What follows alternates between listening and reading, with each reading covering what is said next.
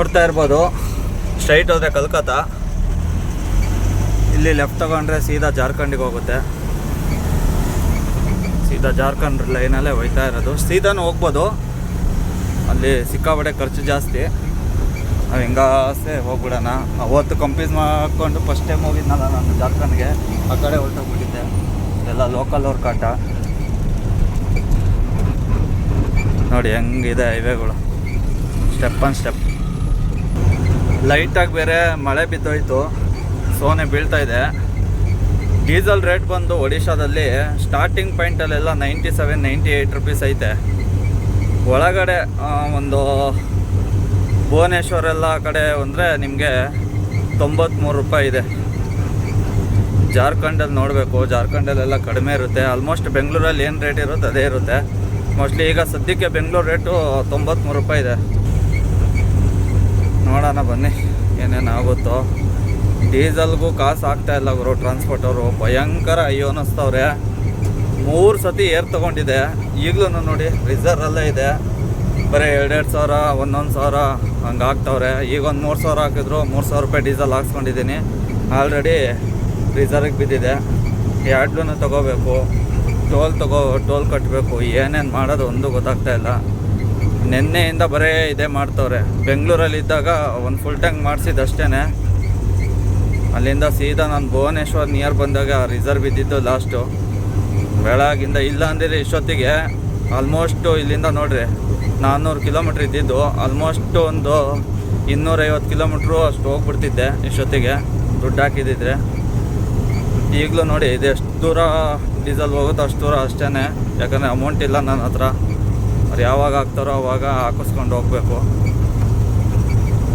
ನೋಡೋಣ ಬನ್ನಿ ಏನೇನಾಗುತ್ತೆ. ಇಲ್ಲಿಂದ ಒಂದು 150-200 ಕಿಲೋಮೀಟ್ರ್ ಐತೆ ಜಾರ್ಖಂಡ್ ಎಂಟ್ರಿಯಾಗಿ ಸಿಗ್ತೀನಿ.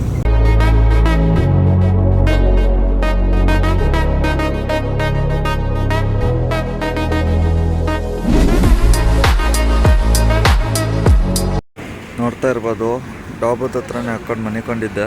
ನನ್ನ ಗಾಡಿ ಇಲ್ಲಿ ನಿಂತಿದೆ.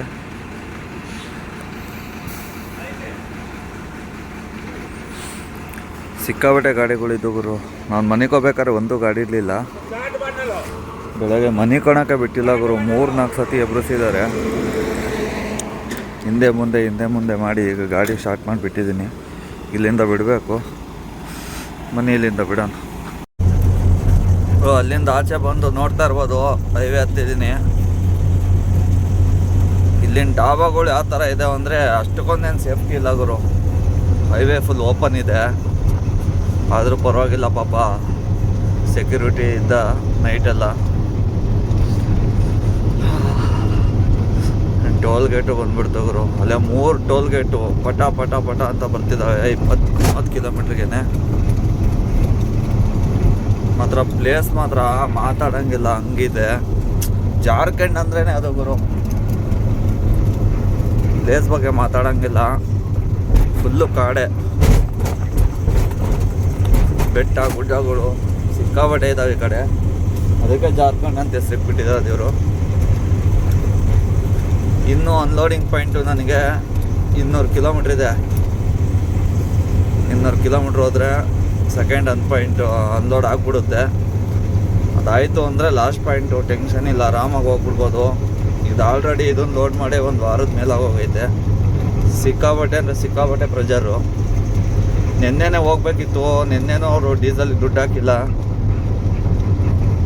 ನೈಟು ಅದಕ್ಕೆ 8 ಗಂಟೆಗೆ ನಿಲ್ಲಿಸ್ಬಿಟ್ಟಿದೆ ಗುರು. ಈಗಲೂ ಅವ್ರು ಡೀಸೆಲ್ಗೆ ದುಡ್ಡು ಹಾಕಿಲ್ಲ, ಫುಲ್ ಎಂಡಲ್ಲೇ ಇದೆ. ಇಲ್ಲೆಲ್ಲರ ಮುಂದೆ ಪೆಟ್ರೋಲ್ ಬಂಕ್ ಸಿಗುತ್ತೆ, ಬಂಕ್ ಹತ್ರ ಹಾಕ್ಕೊಂಬಿಟ್ಟು ಫೋನ್ ಮಾಡೋದಂತೆ. ನೆನ್ನೆಯಿಂದ ಫೋನ್ ಮಾಡಿ ಸಾಕಾಗೋಯ್ತು. 10 ನಿಮಿಷ 15 ನಿಮಿಷ ಅಂದವರು ಆಗ್ತಾಯಿಲ್ಲ. ಹಂಗಾಗ್ಬಿಟ್ಟು ಸುಮ್ಮನೆ ನೈಟ್ ಹೊತ್ತು ಮಳೆ ಬೇರೆ ಬರ್ತಿತ್ತು, ಎಲ್ಲರ ಸೆಂಟ್ರಲ್ ಕೈ ಕೊಟ್ಬಿಡುತ್ತೆ ಅಂದ್ಬಿಟ್ಟು ಅಲ್ಲೇ ಸೈಡಿಗೆ ಹಾಕ್ಕೊಂಡಿದ್ದೆ. ನೋಡೋಣ ಬನ್ನಿ. ಡೆಫ್ ತೊಗೊಂಡೆ, ಎತ್ಕೊಂಬರೋ ವರ್ಷ ಸಾಕಾಗೋಯ್ತು. ನೋಡಿ ಇದೇ ಶೋರೂಮು. ನಾವು ಪ್ರೆಸೆಂಟಿಗಿದ್ದೀವಿ ಜಮ್ಶೆದ್ಪುರು. ನೋಡ್ತಾ ಇರ್ಬೋದು ತೂಫಾನ್ ಯಾವ ರೇಂಜಿಗೆ ಬರ್ತಾಯಿದೆ ಅಂತ. ಗಾಡಿನೇ ಫುಲ್ ಶೇಕ್ ಆಗ್ತಾಯಿದೆ ಗುರು. ಅಪ್ಪ ನೋಡಿ ಅಲ್ಲಿ ತುಫಾನಲ್ಲಿ ಹೆಂಗೆ ಗಾಡಿ ಓಡಿಸೋದು.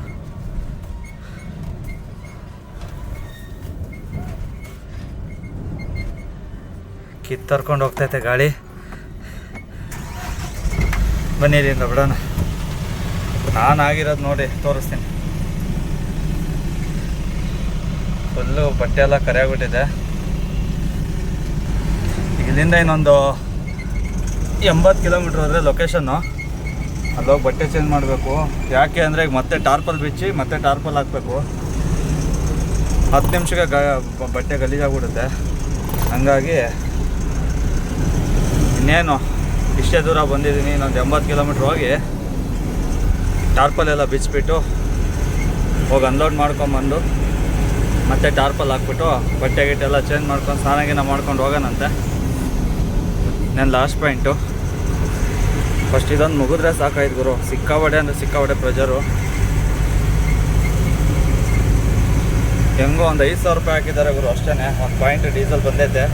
ಆರಾಮಾಗಿ ಹೋಗುತ್ತೆ. ಇನ್ನೊಂದು 80 ಕಿಲೋಮೀಟ್ರ್ ಅಲ್ಲ, ಆರಾಮಾಗಿ ಹೋಗ್ಬೋದು. ಯಾವುದು ಟೆನ್ಷನ್ ಇಲ್ಲ. ಮಳೆ ಬೇರೆ ಜೋರಾಗಿ ಬರೋಂಗೈತೆ. ಬನ್ನಿ ಸೀದಾ ಡೈರೆಕ್ಟು ಪಾಯಿಂಟ್ ಹತ್ರನೇ ಹೋಗ್ತೀನಿ. ಯಾಕೆಂದರೆ ತುಂಬ ಲೆಂತಿಯಾಗಿ ಏನು ವೀಡಿಯೋ ಮಾಡ್ತಾಯಿಲ್ಲ ಗುರು. ಅಲ್ಲಲ್ಲ ಮೇನನ್ನು ಒಂದು 2 ನಿಮಿಷ ಹಂಗಂಗೆ ಕವರ್ ಮಾಡ್ತಾಯಿದ್ದೀನಿ ಅಷ್ಟೇ, ಓವರ್ ಲೆಂತ್ ಆಗಬಾರ್ದು ಅಂತ. ಬನ್ನಿ ಸೀದಾ ಡೈರೆಕ್ಟ್ ನಿಮಗೆ ಪಾಯಿಂಟ್ಗೆ ಹೋಗಿ ಸಿಗ್ತೀನಿ. ನೋಡಿ ಯಾವ ಥರ ಕಬ್ಬಣ ತಯಾರಾಗ್ತಾಯಿದೆ ಅಂತ.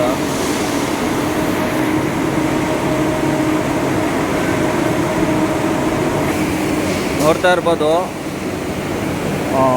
ವಾಟ್ರ್ ಟ್ಯಾಂಕು ಆಮೇಲೆ ಚೀಲಗಳಿದ್ದಾವೆ. ಅನ್ಲೋಡಿಂಗ್ ಪಾಯಿಂಟಿಗೆ ಬಂದು ಆಲ್ರೆಡಿ ನಾನು 12 ಗಂಟೆ ಬಂದಿರೋದು. ಈಗ ಟೈಮ್ ಬಂದು 8:30 ಆಗಿದೆ. ಯಾರು ಅನ್ಲೋಡ್ ಮಾಡಿಲ್ಲ ಇನ್ನೂ. ಮಾತಾಡಿದ್ದೀನಿ ಮಾಡ್ತೀನಿ ಅಂತವ್ರೆ. ಕಬ್ಬಣದ ಫ್ಯಾಕ್ಟ್ರಿಗರು ಕ್ರೈನ್ ಅವನಿಗೆ ಹೇಳಿದ್ದಾರೆ, ಅಲ್ಲಿ ಬೇರೆ ಕೆಲಸ ಮಾಡ್ತಾಯಿದ್ದಾರೆ. ಇದೊಂದು ಅನ್ಲೋಡ್ ಮಾಡಿಕೊಂಡು ಇಲ್ಲಿಂದ ಸೀದಾ 400 ಕಿಲೋಮೀಟ್ರ್ ಐತೆ ನೇಪಾಳ. ಈಗ ಹೋಗೋಣ ಬನ್ನಿ. ಈಗ ಊಟ ಮಾಡ್ಕೊಂಡು ಬರೋಣ ಅಂತ ಹೋಗಿ. ನಾನು ಜಾಸ್ತಿ ವೀಡಿಯೋ ಮಾಡ್ತಾಯಿಲ್ಲ ಗುರು. ಮೇನು ವೀಡಿಯೋ ಮಾಡ್ತಾಯಿದ್ದೀನಿ. ಯಾಕೆ ಅಂದರೆ ಜಾರ್ಖಂಡೆಲ್ಲ ಆಲ್ರೆಡಿ ನಿಮಗೆ ತೋರಿಸಿದ್ದೀನಿ. ಡಿಸ್ಟರ್ಬೆನ್ಸ್ ಐತೆ ಗುರು. ಫೈನಲಿ ಒಂದು ಅರ್ಧ ಗಾಡಿ ಖಾಲಿಯಾಗಿದೆ. ಮೂಟೆಗಳಿದ್ವಲ್ಲ ಅದು ಇಳಿಸಿದ್ದಾರೆ. ನೋಡಿ ಇನ್ನು ಮೂಟೆ ಅಲ್ಲೊಂದು 4-5 ಇದಾವೆ ಆ ಕಡೆ ಅಷ್ಟೇ. ಇವು ಕ್ರೈನಲ್ಲಿ ಎತ್ತಿದ್ರೆ ಮುಗ್ದೋಯ್ತು. ನೋಡಿ ಮೂಟೆ ಅಲ್ಲಿದೆ, ಕಾಣ್ತಾ ಇದೆ ನಿಮಗೆ. ಟಾರ್ಪಲ್ ಹೊಚ್ಬಿಟ್ಟಿದ್ದಾರೆ. ಅನ್ಲೋಡ್ ಮಾಡೋರೆ. ಕ್ರೈನಿಗೋಸ್ಕರ ವೆಯ್ಟಿಂಗು. ಕ್ರೈನ್ ಬಂತು ಅಂದರೆ 10 ನಿಮಿಷದಲ್ಲಿ ಆಗೋಗುತ್ತೆ. ಇನ್ನೂ ಇದು ಎಷ್ಟೊತ್ತು ಮಾಡ್ತಾರೋ ಗೊತ್ತಿಲ್ಲ. ಬನ್ನಿ ಅನ್ಲೋಡ್ ಮಾಡ್ಕೊಂಡು ಡೈರೆಕ್ಟ್ ಡಾಬರ್ ತಗೋಗೋಣಂತೆ. ನೋಡೋಣ ಇನ್ನೂ ಎಷ್ಟೊತ್ತಾಗುತ್ತೆ ನೋಡಿ ಅಪ್ಡೇಟ್ ಕೊಡ್ತೀನಿ. ಗುರು ಟೈಮಲ್ಲೇ 5:30 ಆಗಕ್ಕೆ ಬಂತು. ನನ್ನ ಮಕ್ಕಳು ಇನ್ನೂ ಅನ್ಲೋಡೇ ಮಾಡಲಿಲ್ಲ. ತಲೆ ಕೆಟ್ಟೋಗ್ಬಿಡ್ತು. ನೋಡಿ ಮೆಟ್ರೋಲ್ ಎಲ್ಲ ಹಂಗೆ ಇದೆ. ಕ್ರೈನವನು ಅಲ್ಲೇ ಇದ್ದಾನೆ. ಕೇಳಿದ್ರೆ ಮಾಡ್ತೀನಿ ಅಂತಾರೆ. ಡೆಫ್ ಬೇರೆ ಖಾಲಿಯಾಗಿ ಹೋಗಿತ್ತು. ಡೆಫ್ ಆಗ್ತಾಯಿದ್ದೀನಿ. ಒಬ್ಬನೇ ಅಲ್ಲ, ಅದಕ್ಕೆ ಇಟ್ಕೊಳೋರು ಯಾರೂ ಇಲ್ಲ. ಇಲ್ಲಿ ಕಟ್ಬಿಟ್ಟು ಹೊಸದೊಂದು ಹೋಯ್ತು ನೋಡಿ. ಆರಾಮಾಗಿ ಹೋಗ್ತಾಯಿದೆ. ಏನೋ ಟೆನ್ಷನ್ ಇಲ್ಲ. ಏನು ಡೀಸೆಲ್ ಒಂದು ಫುಲ್ ಟ್ಯಾಂಕ್ ಮಾಡ್ಕೊಂಬಿಟ್ರೆ ಹೋಯ್ತಾ ಇರೋದೇನೆ. ಇನ್ನು ಯಾವಾಗ ಖಾಲಿ ಮಾಡ್ತಾರೇನೋ ಗೊತ್ತಿಲ್ಲ ಗುರು. ನೆಕ್ಸ್ಟ್ ಪಾರ್ಟಿ ಅವ್ರು ಫೋನ್ ಮೇಲೆ ಫೋನ್ ಮಾಡ್ತಾರೆ ನೇಪಾಳ್ನವರು. ಏನಿಲ್ಲ, 2 ಸಿಲಿಂಡ್ರು ಅದೊಂದು ಕಾಟನ್ ಬಾಕ್ಸ್ ಎತ್ತಾಕ್ಬಿಟ್ರೆ ಇನ್ನೊಂದು 4-5 ಚೀಲಗಳಿದ್ದಾವೆ. ಅದೊಂದು ಆದರೆ ಮುಗೀತು. ಬನ್ನಿ ಅನ್ಲೋಡ್ ಮಾಡ್ಕೊಂಡು ಸಿಗ್ತೀನಿ. ಟ್ರೈನಲ್ಲಿ ಈಗ ಬಂದಿದ್ದಾರೆ ನೋಡಿ ಅನ್ಲೋಡ್ ಮಾಡೋಕ್ಕೆ. ಒಂದೊಂದೇ ಬಾಕ್ಸ್ ಇಳಿಸ್ತಾವ್ರೆ.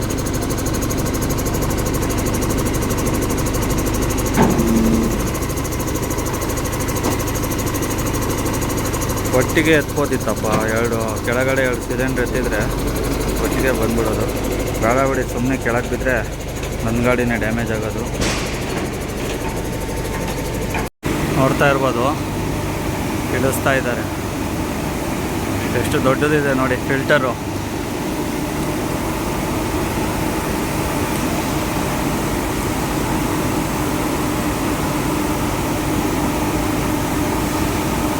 ನೋಡೋಕ್ಕಷ್ಟು ದೊಡ್ಡದಿದೆ. ವೇಟ್ ಏನಿಲ್ಲ, ಒಂದು 300-350 kg ಬರುತ್ತೆ ಅಷ್ಟೇ.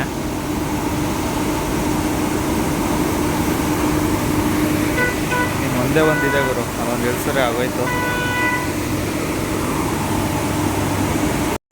ನೋಡಿ ಲಾಸ್ಟ್ ಪೀಸನ್ನು ಎತ್ತುತ್ತಾ ಇದ್ದಾರೆ.